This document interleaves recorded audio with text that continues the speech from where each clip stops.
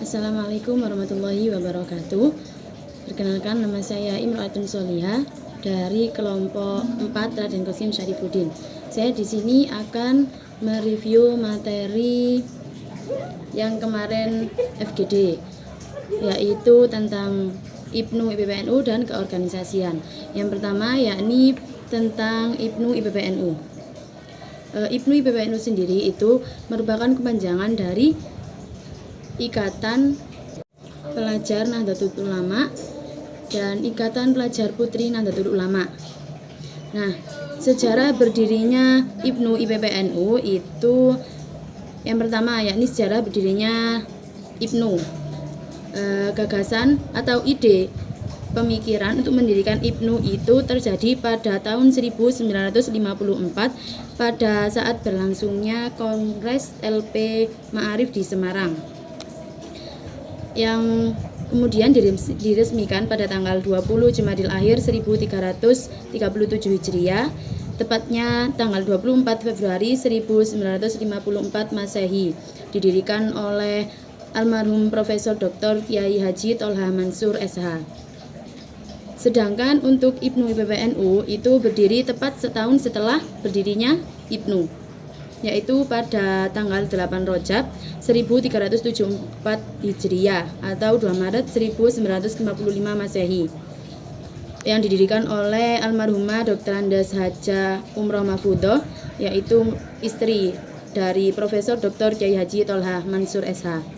Dan kedua organisasi ini itu mulanya berpusat di Yogyakarta, kemudian dipindahkan ke Jakarta pada tahun 1966. Kemudian yang kedua adalah akidah dan asas IPNU IPPNU. Yang pertama yakni akidah IPNU IPPNU. Organisasi IPNU IPPNU ini berdasarkan Islam dan Ahlus Sunnah wal Jamaah yang menganut dalam bidang tauhid itu mengikuti madhab Imam Abu Hasan al-Asy'ari dan Imam Abu Mansur al-Maturidi. Sedangkan dalam bidang fikih itu menganut salah satu 4 madhab, yaitu Imam Hanafi, Imam Maliki, Imam Syafi'i, dan Imam Hambali. Kemudian yang terakhir dalam bidang tasawuf itu mengikuti Imam Junaid al-Baghdadi dan Abu Hamid al-Ghazali. Kemudian untuk asas IPNU IPPNU itu sama dengan yang maksudnya itu asas itu adalah dasar negara, yaitu asas itu kan artinya dasar negara. Nah, itu sama dengan asas negara kita, dasar negara kita, yaitu berdasarkan kepada Pancasila dan Undang-Undang Dasar 1945. Pembahasan selanjutnya yakni mengenai fungsi organisasi IPNU IPPNU. Yang pertama yakni sebagai wadah perjuangan pelajar Nahdlatul Ulama untuk melanjutkan nilai-nilai dan cita-cita perjuangan Nahdlatul Ulama.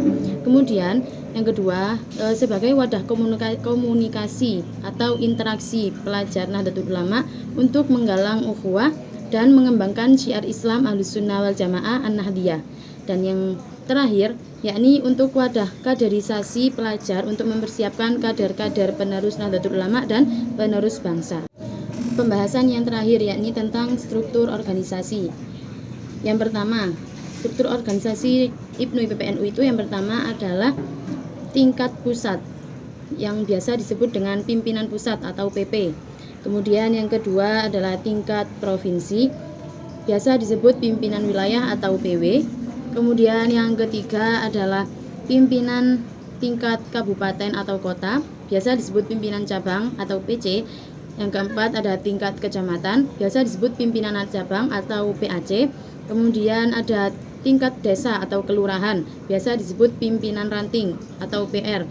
Dan kemudian yang keenam ada tingkat dusun. Tingkat dusun ini jika diperlukan itu biasa disebut dengan pimpinan anak ranting atau PAR. Kemudian yang ketujuh itu untuk lembaga pendidikan seperti di sekolah-sekolah atau di pondok-pondok. Itu biasanya disebut pimpinan komisariat atau PK. Dan yang terakhir ada pimpinan IPNU IPPNU tingkat internasional, disebut pimpinan cabang istimewa atau PCI. Nah, untuk materi yang selanjutnya yakni review materi tentang keorganisasian. Yang pertama itu ada landasan filosofis keorganisasian yang tertulis dalam Al-Quran surat As-Saff ayat 4, yang artinya bekerjalah dengan struktur yang rapi seperti bangunan yang kokoh. Maksudnya di sini adalah di dalam ayat tersebut itu terdapat ciri-ciri suatu organisasi, yaitu apa? Dengan struktur yang rapi. Dengan struktur, organisasi itu kan pasti mempunyai struktur. Nah, di situ kita dianjurkan untuk berorganisasi. Kemudian yang kedua ada pengertian organisasi. Secara bahasa, organisasi itu berasal dari bahasa Latin yaitu organom, yang berarti alat, bagian atau badan.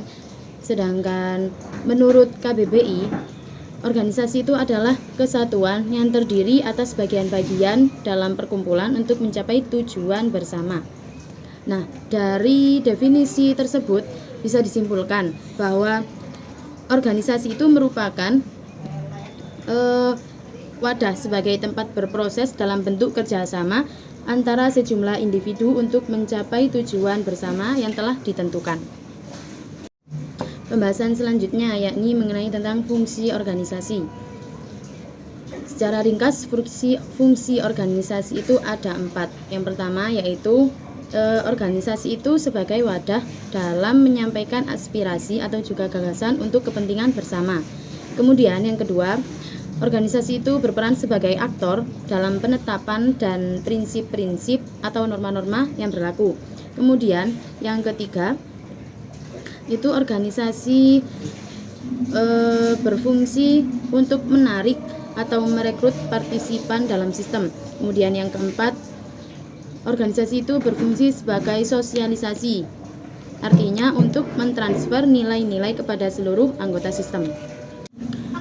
Kemudian pembahasan yang terakhir yakni tentang manfaat organisasi.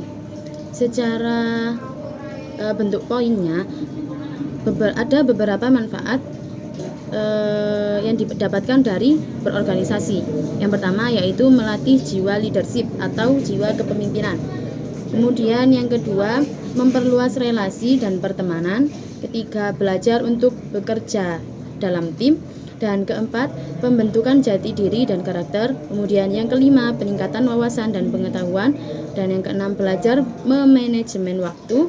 Kemudian yang terakhir ada belajar membuat keputusan cepat dan tepat. Dan pertanyaannya, jika biasanya dalam suatu organisasi itu tidak banyak dijumpai, dalam setiap kegiatan itu pasti untuk kumpul-kumpulnya, untuk rapat-rapatnya mungkin itu selalu molor kebanyakan ya. Nah, pertanyaannya kenapa itu kok bisa molor?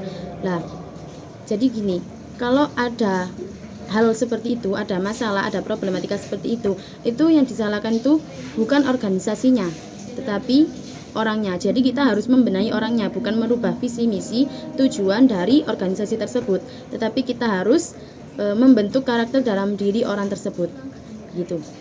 Mungkin sekian review materi dari saya, kurang lebihnya mohon maaf. Wassalamualaikum warahmatullahi wabarakatuh.